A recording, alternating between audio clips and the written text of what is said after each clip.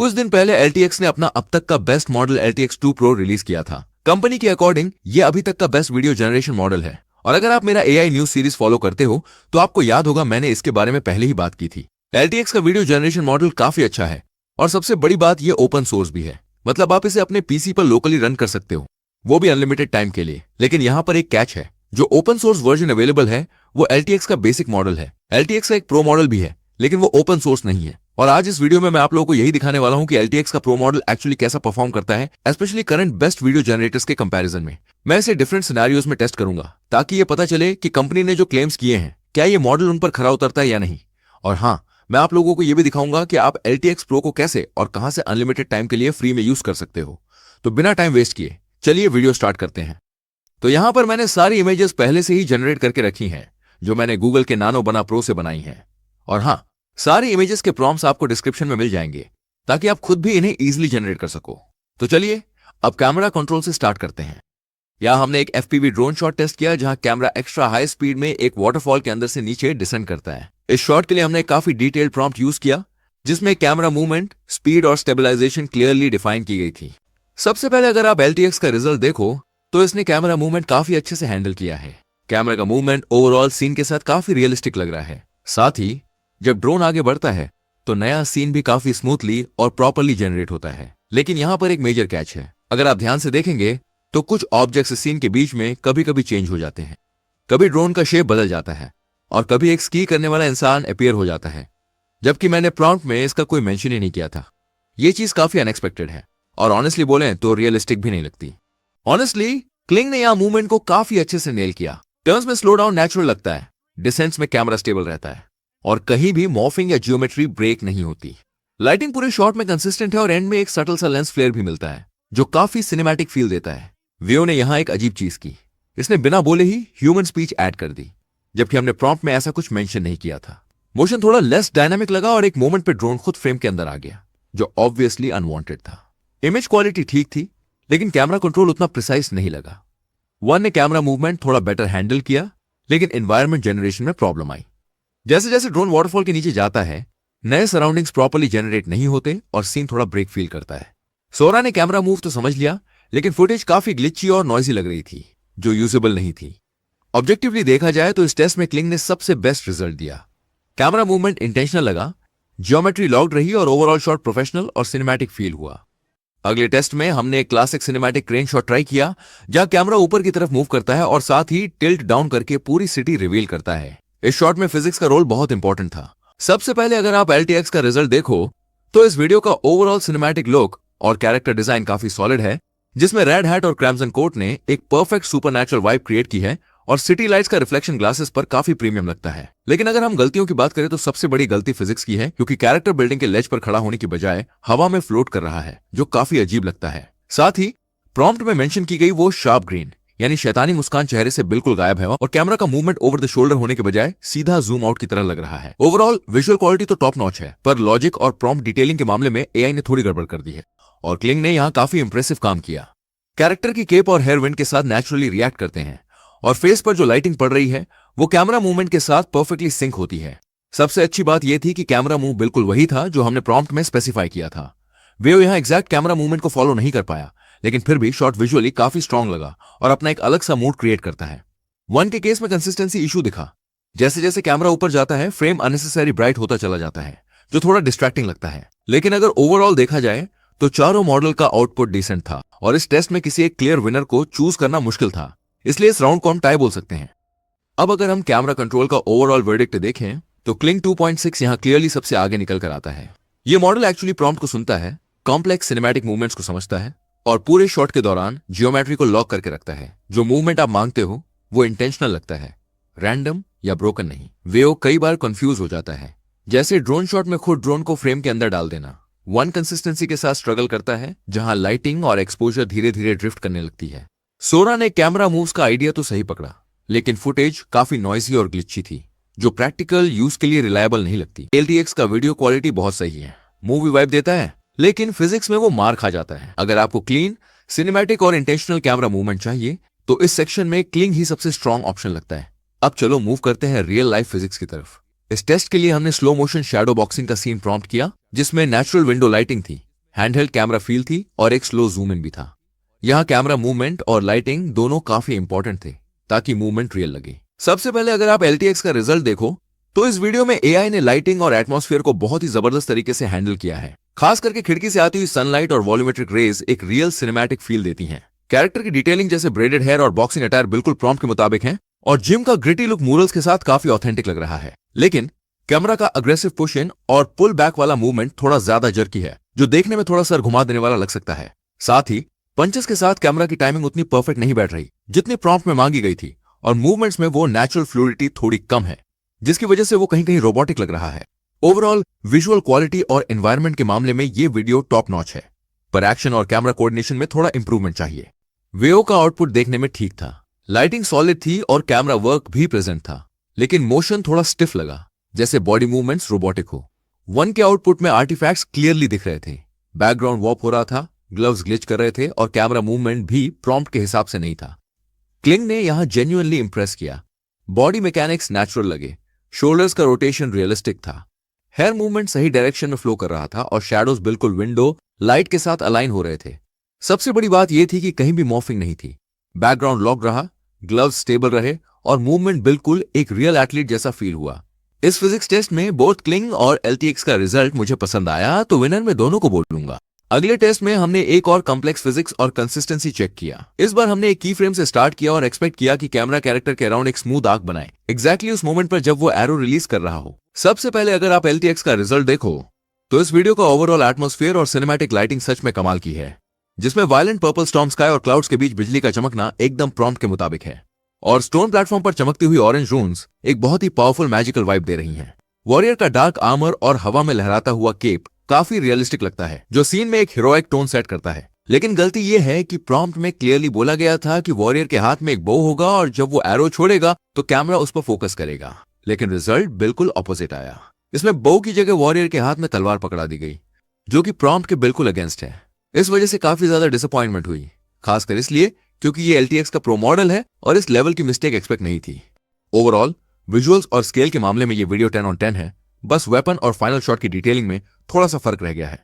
यहाँ क्लिंग का परफॉर्मेंस काफी सॉलिड रहा, कैरेक्टर का फेस, आउटफिट और हैंड्स पूरे शॉट में कंसिस्टेंट रहे और कैमरा मूवमेंट भी काफी स्मूथ थी। बस एक चीज मिस हो गई और वो थी एरो का एक्चुअल रिलीज, जो एंड में क्लियरली दिखना चाहिए था।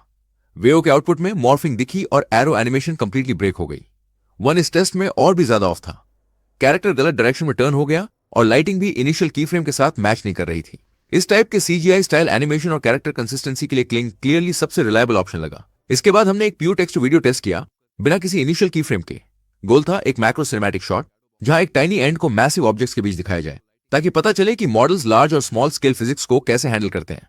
सबसे पहले अगर आप LTX का रिजल्ट देखो तो इस वीडियो में AI ने मैक्रो वर्ल्ड की वाइब को बहुत ही डिटेल में पकड़ा है, लेकिन विजुअल्स के मामले में AI ने थोड़ी गड़बड़ की है, क्योंकि प्रॉम्प्ट में मेंशन किए गए स्पेसिफिक ऑब्जेक्ट्स जैसे कि इलेक्ट्रिक टूथब्रश, बजिंग फोन और स्पीकर ग्रिल्ले वीडियो में कहीं साफ नजर नहीं आ रहे और पूरा एनवायरनमेंट काफी डल और ब्राउन टोन में है, जो हाइपर रियल फील को थोड़ा कम कर देता है। साथ ही कैमरा का मूवमेंट उतना एक्शन पैक्ड और चेस कैम जैसा डायनामिक नहीं है जितना मांगा गया था, बल्कि ये एक सिंपल साइड फॉलोइंग शॉट लग रहा है। ओवरऑल मैक्रो कॉन्सेप्ट तो सही है, पर स्पेसिफिक ऑब्जेक्ट डिटेल्स और एनर्जी को एक्यूरेटली रेंडर करने में AI थोड़ा चूक गया है। क्लिंग ने यहाँ काफी कंसिस्टेंट ज्योमेट्री दी, फ्रेम स्टेबल रहा, रैंडम वॉर्पिंग नहीं हुआ और मैक्रो प्रोब लेंस जैसा सिनेमैटिक लुक काफी कन्विंसिंग लगा। एक वीर्ड चीज ये थी कि कभी कभी मॉडल बिना वजह सीन नैरेट करने लगता है, चाहे फ्रेम में कोई ह्यूमन हो या नहीं। ये इजीली प्रॉम्प्ट से फिक्स हो जाता है, बस ध्यान रखना पड़ता है।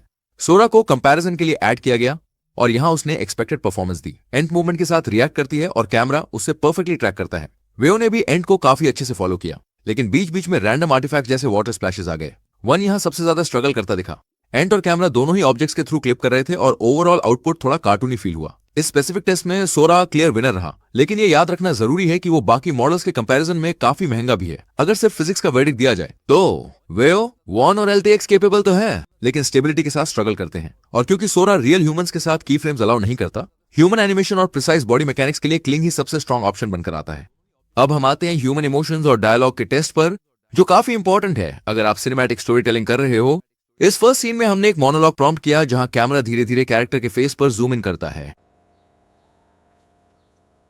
I was the best in my position, but that's a whole different story, my boy.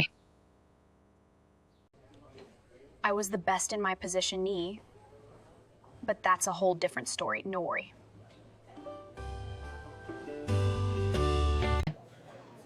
I was the best in my position, but that's a whole different story, my boy. No? I was the best in my position, but that's a whole different story, my boy. सबसे पहले अगर आप LTX का result देखो तो इस video में AI ने कैरेक्टर की डिटेलिंग और एटमॉस्फेयर को बहुत ही खूबसूरती से कैप्चर किया है, जहां ग्रे बीनी, डेनिम जैकेट और गोल्डन आवर लाइटिंग एकदम प्रॉम्प्ट के मुताबिक कोजी कैफे वाइब दे रहे हैं। सबसे बड़ी बात यह है कि लिप सिंक और डायलॉग डिलीवरी बिल्कुल स्पॉट ऑन है और कैमरा का स्लो डॉलियन मूवमेंट ऑडियंस को हीरोइन के इमोशन से कनेक्ट करने में काफी हेल्प करता है। हालांकि अगर बारीकी से देखा जाए तो डायलॉग का टोन थोड़ा सा रोबोटिक लगता है और बोलते वक्त होठों के पास हल्की सी AI डिस्टॉर्शन नजर आती है जो रियलिज्म को थोड़ा कम कर देती है। साथ ही उसका पोस्चर और हाथों की मूवमेंट थोड़ी ज्यादा स्टैटिक है, जिसे और नेचुरल बनाया जा सकता था। ओवरऑल ये अब तक के सबसे बेस्ट रिजल्ट्स में से एक है क्योंकि इसमें विजुअल्स, ऑडियो और एक्टिंग का एक बहुत ही स्मूथ बैलेंस देखने को मिलता है। क्लिंग ने विजुअल साइड पे काफी स्ट्रांग आउटपुट दिया। स्किन टेक्सचर डिटेल थी, लाइटिंग नेचुरल लग रही थी और कैमरा मूवमेंट स्मूथ था। लेकिन जब बात वॉइस की आई तो यहां थोड़ी कमी महसूस हुई। इंटोनेशन सही थी, इमोशंस भी मैच कर रहे थे, लेकिन वॉइस ओवरऑल थोड़ी रोबोटिक लग रही थी। वियो ने शॉट में क्लियरली बेटर परफॉर्म किया। स्पीच नेचुरल थी, इमोशंस बिलीवेबल लगे और डिलीवरी काफी ह्यूमन फील हुई। इसलिए स्पेसिफिक मोनोलॉग टेस्ट में वियो को एज मिलता है, सिर्फ वॉइस क्वालिटी की वजह से। नेक्स्ट टेस्ट में हमने एक सॉफ्ट विस्पर ट्राई किया। प्रॉम्प्ट था कि कैरेक्टर धीरे से बोले, जैसे कोई सीक्रेट शेयर कर रही हो। Come closer. I have a secret to tell you.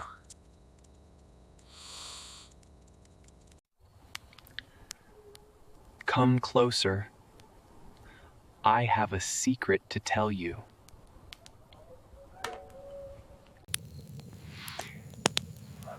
Come closer, May. I have a secret to tell you. Come closer. I have a secret to tell you. सबसे पहले अगर आप LTX का result देखो तो इस वीडियो में AI ने विजुअल्स तो टॉप नॉच दिए हैं, पर एक्टिंग और लॉजिक में काफी गलतियां कर दी हैं। सबसे पहले प्रॉम्प्ट पर विस्पर करने बोला गया था, पर वो नॉर्मल आवाज में बोल रहा है जो सीक्रेट वाली फील को खत्म कर देता है। दूसरी और सबसे बड़ी गलती ये है कि प्रॉम्प्ट के मुताबिक उसे नोइंग स्माइल के साथ आगे झुकना था, पर वीडियो में वो डायलॉग खत्म करते ही अपना पूरा मुंह मग के अंदर घुसा देता है, जो देखने में काफी अजीब और अनरियलिस्टिक लगता है। ऐसा लग रहा है जैसे वो सीक्रेट छुपा नहीं रहा बल्कि मग के अंदर ढूंढ रहा है। हालांकि फायरलाइट का ग्लो और कैरेक्टर का आउटफिट एकदम परफेक्ट है, पर ये मग वाला एक्शन और विस्पर का ना होना पूरे सीन का इंपैक्ट खराब कर रहा है।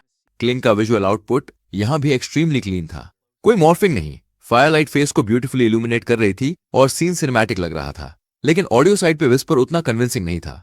फायर की एम्बियंस बेयरली सुनाई दे रही थी और वॉइस प्रॉपर विस्पर जैसी फील नहीं हुई। वेओ ने यहां विस्पर को ऑलमोस्ट परफेक्टली नेल कर दिया। बैकग्राउंड एम्बियंस, फायर की आवाज और वॉइस का सॉफ्टनेस सब कुछ ऑन पॉइंट था। हाँ, विजुअल्स थोड़े ज्यादा शार्पन लग रहे थे, लेकिन क्योंकि हम यहां स्पीच टेस्ट कर रहे थे, इस राउंड का विनर वेओ ही रहा। फाइनल डायलॉग टेस्ट में दो कैरेक्टर्स के बीच एक शॉर्ट कॉन्वर्सेशन था। Guess my favourite album or a band? Don't know about the album, but you're definitely a The Smiths lover. Guess my favorite album or a band?